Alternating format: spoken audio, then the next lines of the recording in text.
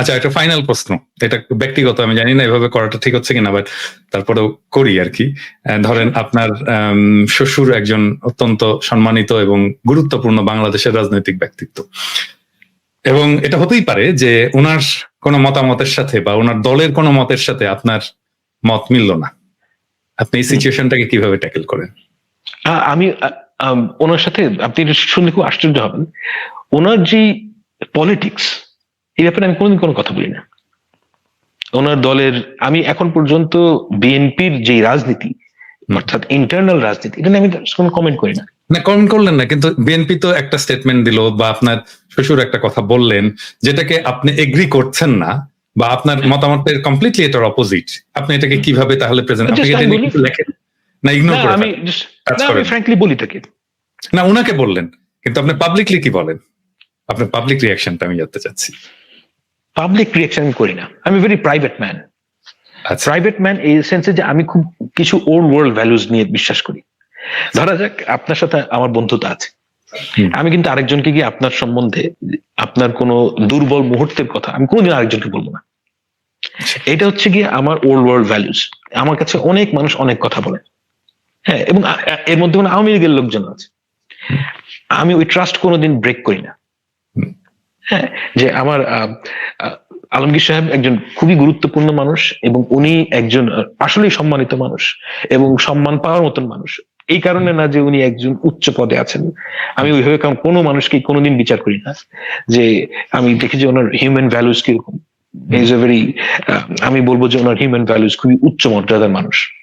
হ্যাঁ, তো উনি আমার সাথে প্রাইভেটলি যা কথা বলেন ওইটা তো আমি কোনোদিনও কারোর সাথে শেয়ার করবো না।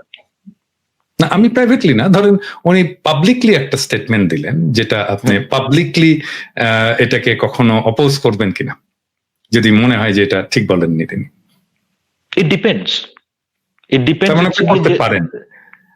ও মানে অ্যাবসলিউটলি করতে পারি, কিন্তু কথা হচ্ছে যে এটা যদি একটা ওপিনিয়ন হয়, no I won't do it.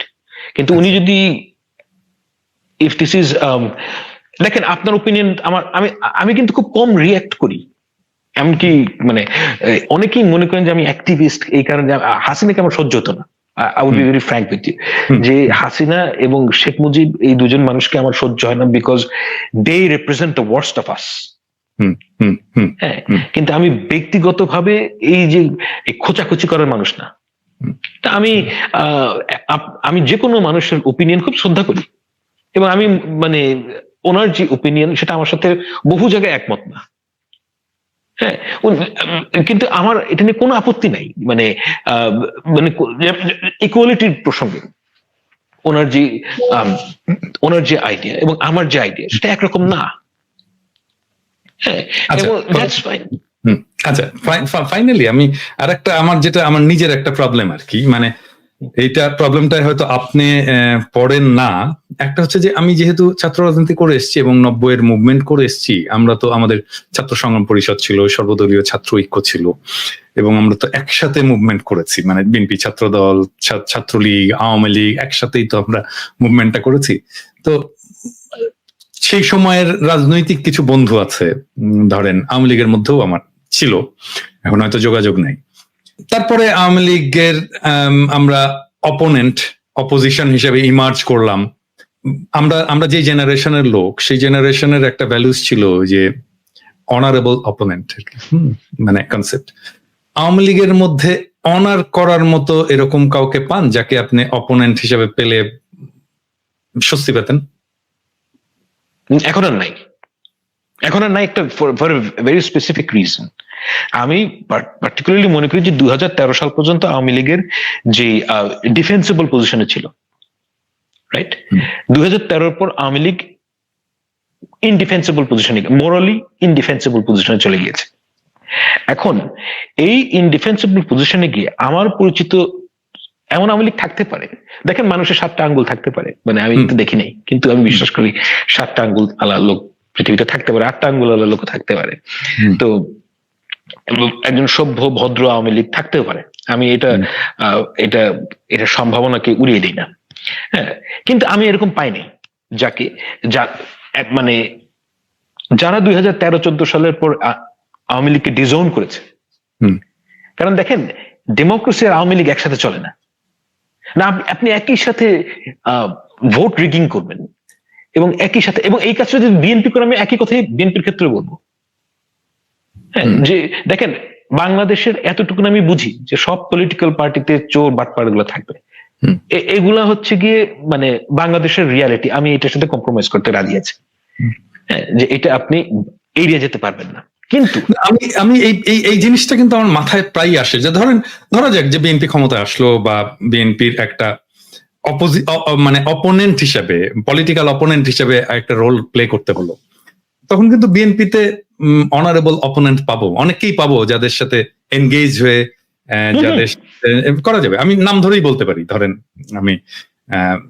Apollo, very dissent man, খুব ভালো ছেলে, কথাবার্তায় ভালো, ভদ্র, হ্যাঁ, এইরকম লোক আমরা কেন আওয়ামী লীগে পাই না?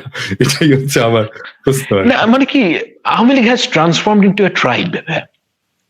হ্যাঁ, এটা হ্যাপেন্ড লং এগো। মানে এটা আমরা ঠিক বুঝি, এটা দিনক্ষণ করে বের করতে পারবো না, কিন্তু আওয়ামী লীগ একটা ট্রাইব হয়ে গিয়েছিল।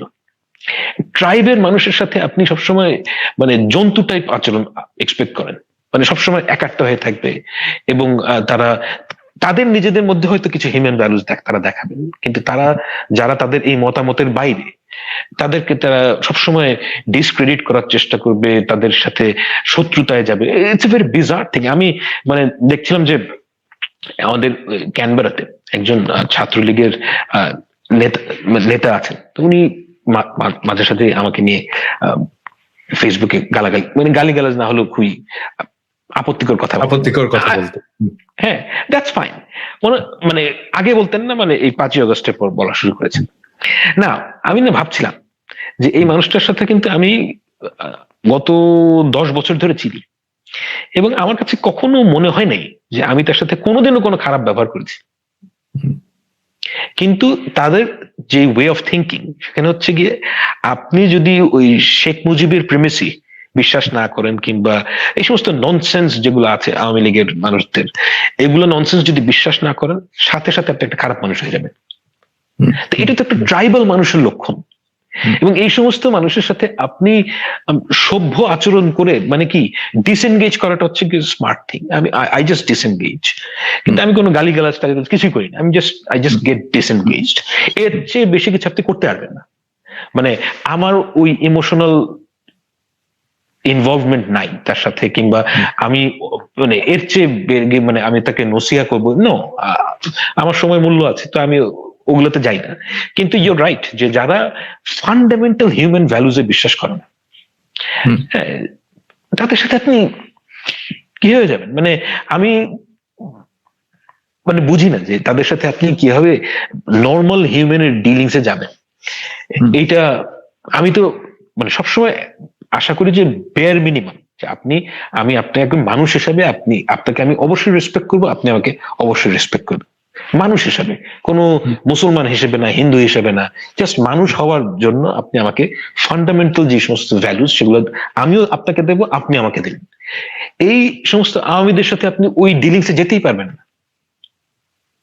এবং আমার বিশ্বাস যে আওয়ামী লীগের এই অবস্থা হতো না যদি না এটা শেখ হাসিনা রান করতো। মানে অন্য কোন মানুষ যদি আওয়ামী লীগ রান করতো, তাহলে আওয়ামী লীগের মানে লোকজন ধ্বংস হতো না আর কি, ধ্বংস হয়ে যেত, ধ্বংস হয়ে গেল আর কি। হ্যাঁ, মানে হেলিকপ্টারে করে পালাতে হতো না, লুকায় থাকতে হতো না, মানে আপনার মনুষ্যত্ব ক্ষয় দিতে হচ্ছে একটা ট্রাইব করার জন্য। কিন্তু এই মানে এই জ্ঞানটাই তাদের মধ্যে নাই। It's very sad. মানে এটা আমি জানি না কিভাবে এটা আমি ব্যাখ্যা করবো। আচ্ছা,